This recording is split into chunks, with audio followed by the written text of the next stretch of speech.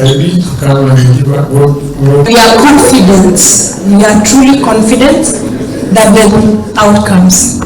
In conclusion, the boy children who are here, and I said because I am a mother will call the son a boy child from cradle to grave. So when you are called like that, don't feel offended.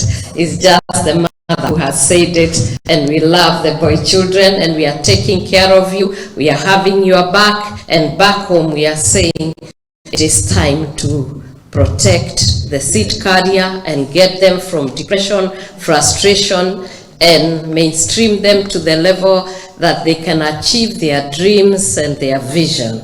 So God bless you. Affairs, we extend our sincere gratitude to you. Every endeavor that the diaspora have to fruition.